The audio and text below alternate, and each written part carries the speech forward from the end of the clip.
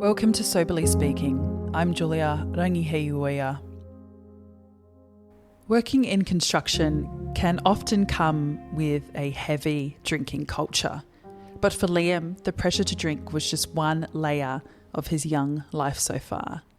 In this episode, he opens up about his complicated relationship with his mother. Liam experienced homelessness. He struggled with body image issues. And now he has finally found a sense of belonging at the gym. Above all, this conversation is about Liam's commitment to breaking generational trauma and forging a new path. Trigger warning, we discuss themes of substance abuse and domestic violence in this episode. I hope you love this chat with Liam. Liam, you started drinking at the age of 19 to cope with anxiety. Tell me about that time in your life. So when I was probably, as you said, 19, I think it was so easy to turn to alcohol just mainly for the fact that being a tradie, it was so like in the air and everyone was drinking. And I think as well during that time as well, it was COVID down here in Melbourne. So a lot of bottle shops are open, and that's the only reason you could get out of the house is basically to go outside, and that was one of the reasons. So it was to get me out of the house. I used to go and buy drinks and that sort of thing. But yeah, I started drinking from a young age, and then it just kept going, I guess, until I was like in my 20s. I mean, I'm 24 now, and I haven't drank in over about a year and a half. So it did take me a while to realise it. Did you feel that social pressure to kind of keep up with the older boys on site? That's a great question. I think that a lot of it, it's what's the word for it? It's accepted in the building construction, especially all the boys look forward to the weekend. They want to drink and all that sort of stuff. They don't really have that sort of that different mindset. And I didn't realize that until I was a little bit older that I was like, I don't really want to keep doing this all the time. But yeah, I feel like there's a lot of pressure being in the construction that everyone expects. Like you're a tradie, suck it up, have a drink, who cares, that sort of stigma. A lot of the boys I used to work with on different construction sites in and around the city in Melbourne, a lot of them would always be hanging for the weekend, to go out, get on the beers, get on the bags, all that stuff. And it was just so normally, there. And especially being a young tradie, like apprentice at the time, it was sort of just like frowned upon me if I didn't sort of indulge in that, I guess. But alcohol was just what I used to drink all the time, yeah. And Liam, like you're 19, you're around all these older men. Did you feel awkward around them? Did you feel socially anxious? I wouldn't really say I felt anxious. I just felt like sometimes if you didn't have a couple of beers, there'd be a lot of pressure on you. And they're like, oh, you're not having a beer, how come? You'd be the sore thumb, I guess. And I feel like I used to get that a lot as well, especially having tattoos. I was used to it. Like everyone would always straight away make assumptions with my tattoos and stuff and think, oh, you're a hard, person, you can drink this and that. So yeah, there was a bit of pressure, 100%. You then meet your ex-partner. Do you feel comfortable talking about that? We won't talk too much about her. No, that's fine. Yeah, we can. Yeah, so basically, I wouldn't say I drank more, but I was still drinking the same. But at the time, I was really hating the job I was working at, and it was just so normal for me to come home from like a shitty day at work and, just go to the bottle shop and buy 4 Jack Daniels and just smash them and then basically feel, pissed and just repeat the same cycle every single day of the week. And then it eventually got into a really bad habit of like buying a bottle of vodka.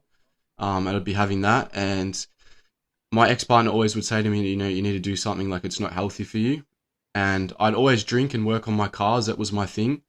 Because we did live on a farm, so I had a bit of room. But I've never been a big person to drink with other people. I've always drank by myself. That's how I always was. So more so as an escapism, just for you? 100%, yeah. It was always for me just like a thing where I could come home from work, have a drink, feel a bit relaxed. But it was never just one drink. It always turned into more. And then it just repeats the same cycle over and over again. Now, Liam, hindsight is a beautiful thing. I feel like looking back in life, we can pinpoint when we were deeply unhappy. Did you know in the moment that you hated your life, or is it now with hindsight? I'd more say now looking back, like it's a very big reflection on how, I'd say honestly, how insecure I was, and like I didn't have like the mindset I've got now, and the growth that I've had to sort of realize that no one's coming to save me. It was myself. No one's coming to dig me out of my own hole. I had to get myself out of there. People can say it as many times as they want to you. You need help, this and that. But unless you make the first steps, it's not going to get given to you. So yeah, I feel like for me, it definitely, reflecting back on it now, it's made me who I am. So Liam, what I loved about your vulnerability was your body image issues. I feel like we rarely hear that from men. Rarely. Like, and yeah. the fact that you were wanting to be bigger and put on weight. Let's talk about that. How did your body image issues come about? Was it a sudden thing? Did you have this for life? Honestly, that's great. And I think this reflects back on my tattoos. And I can admit myself as a male, I think sometimes tattoos for me, like I have my neck and some on my face and stuff, it was a reflection of me feeling insecure of myself. And I wanted to get stickers, as people would call them, or tattoos to make myself feel better. But also at the same time, the gym was like, for me, I never really had an interest in it. My ex-partner started training, and then I'd always be like, oh, why do you take so long at the gym? You're always there for ages. And I never had an understanding of why she was there for so long. And then, yeah, when we basically split up is basically when I started training. Like just before we split up, I was starting going to the gym, and I don't know if you've heard of a guy called Max Beer. Weirdly, yes. I can't picture him right Okay. now, but it rings a very big bell. So he was always like on my TikTok and all that sort of stuff. And I give a massive credit to him because he's one of the most positive guys I've ever spoken to. Mm. And he basically, I remember jumping on like a little TikTok live with him, and I was telling him a bit about my life and stuff. And now that I reflect back, it's like I don't like to say I was like that, but I'd always feel like people had to feel sorry for me, and that's not the way I feel like it should be. Like you have to basically, as a man, I feel like you have to fix your problems. Like no one's really coming to do it for you. I didn't really have it for life, but I was always like I'm tall and I was always skinny. But I did have a lot of insecurities because a lot of guys would like say to me, "Oh, you're so skinny. Like look at you, you twig." And all this stuff. Like it was always about my body image. And it was hard. I must admit, it was hard. I was very skinny. I was only 62 kilos. And I had a very bad persona on my body image. I was very insecure. I didn't want to talk to people.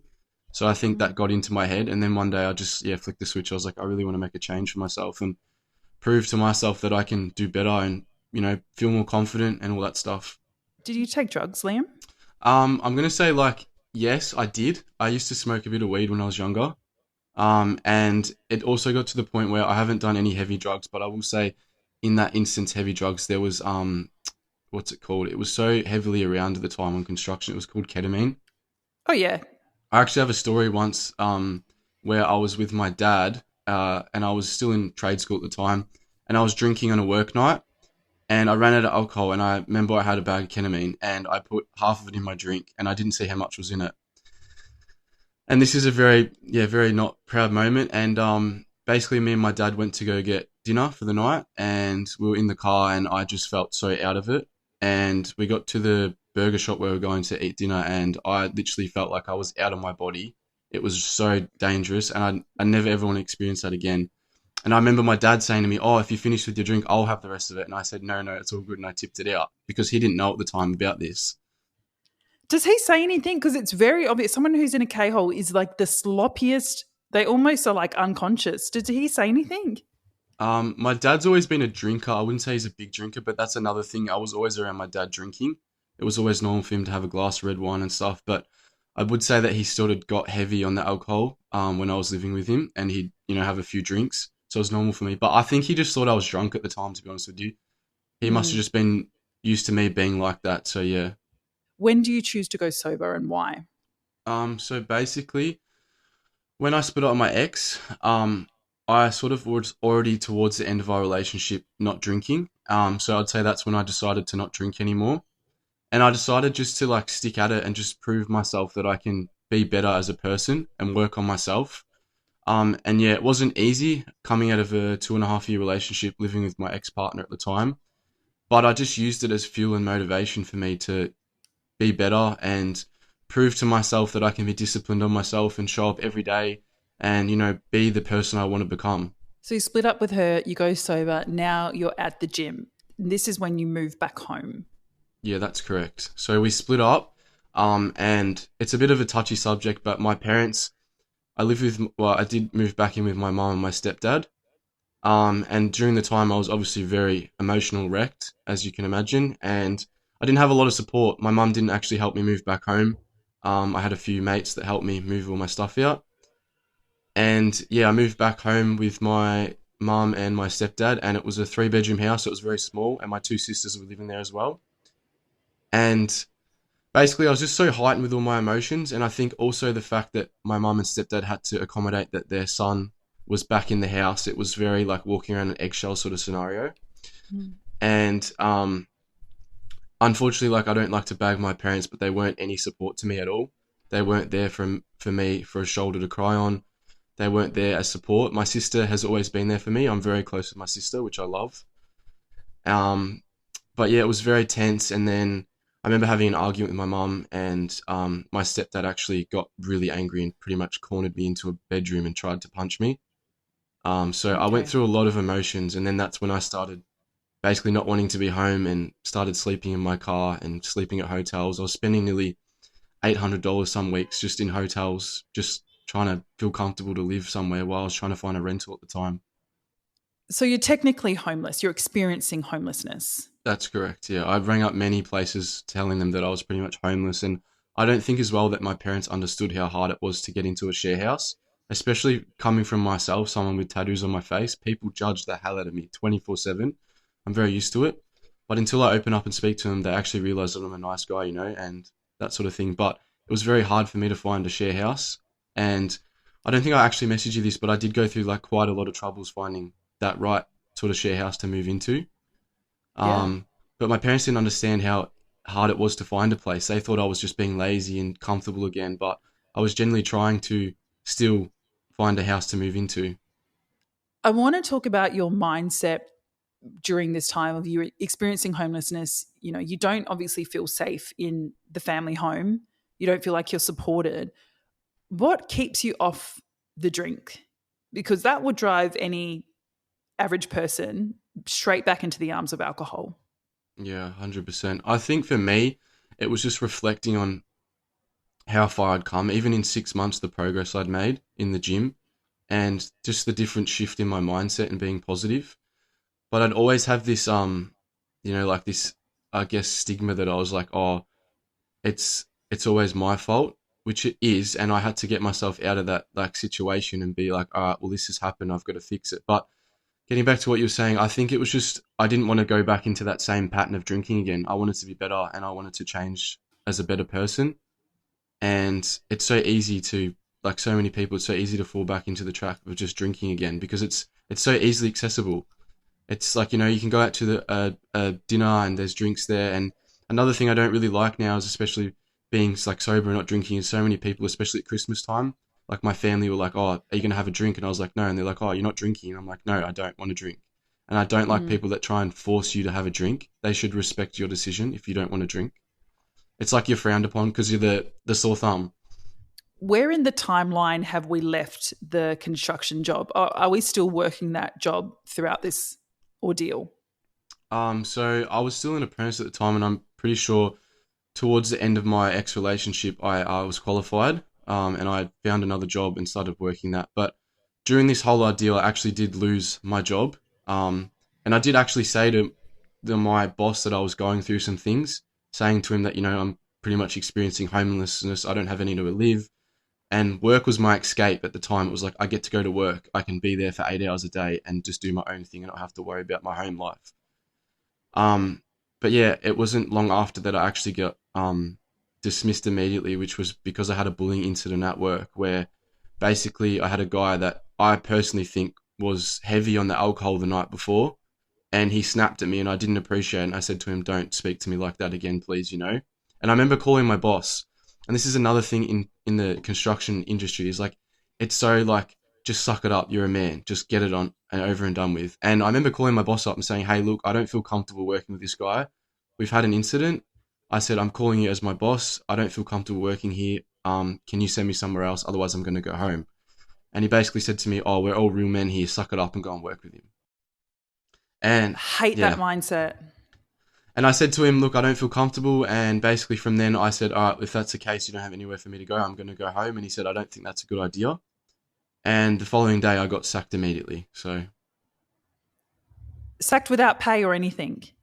No, I did get my payout, but they Okay, basically okay, were okay. they were very shifty about it because they said, "Oh, my company vehicle is getting serviced," and I had to bring it into the factory, and then basically it was like straight into the office, and I was like, I can see where this is going. Can read it like a book. Yeah, so they don't want to So do the payout. Oh my it was just God, another thing shifty. to add on top of my ex breakup and all this stuff. It just threw it in the mix.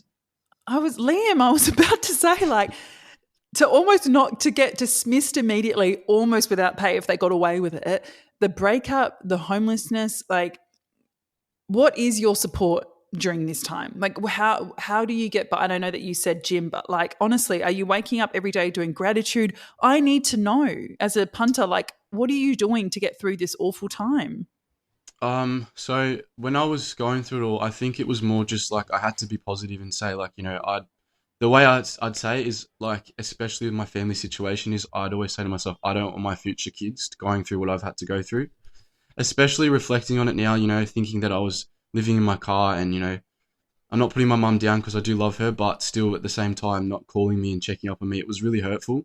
And it was my birthday. It's my birthday in the mix of it all too. And I didn't even get like a happy birthday, nothing. Oh, Like it all just happened. It was all just thrown in my face.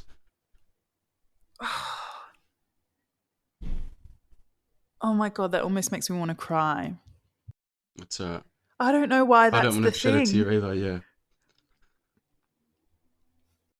it was a hard time, that's for sure.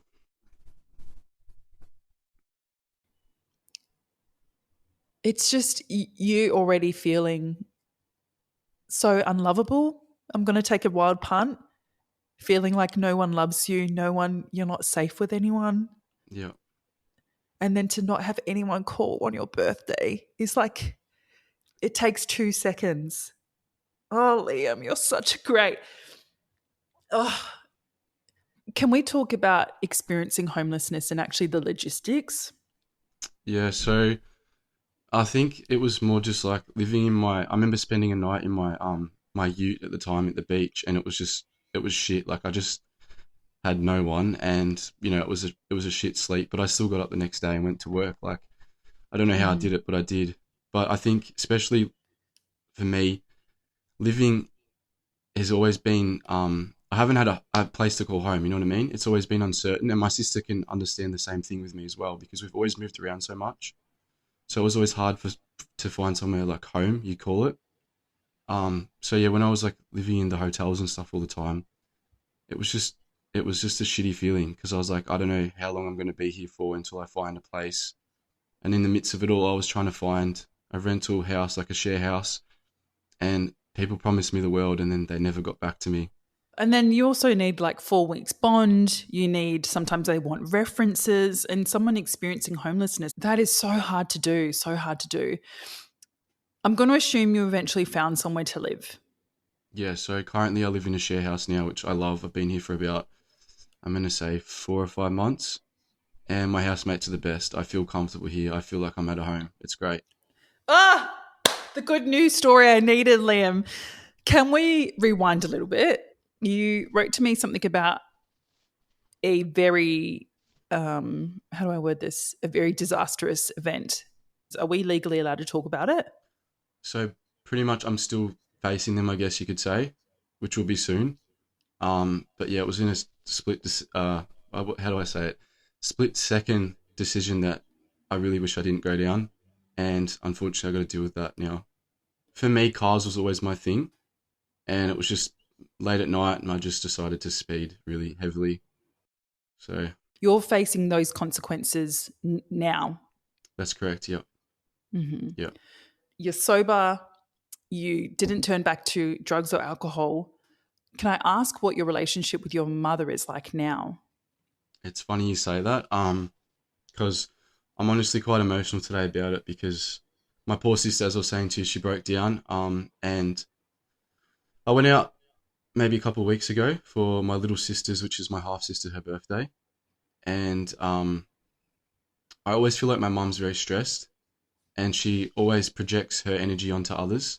And I Mm-hmm. don't like how she's always stressed. I always ask her what's going on and that sort of thing. But basically, prior to this whole situation that happened with my stepdad, I was the bigger man. I didn't talk to them for about 4 or 5 months, and I was the bigger man, and I said, all right, my mum was hurting. She really wanted to speak to me and talk to me.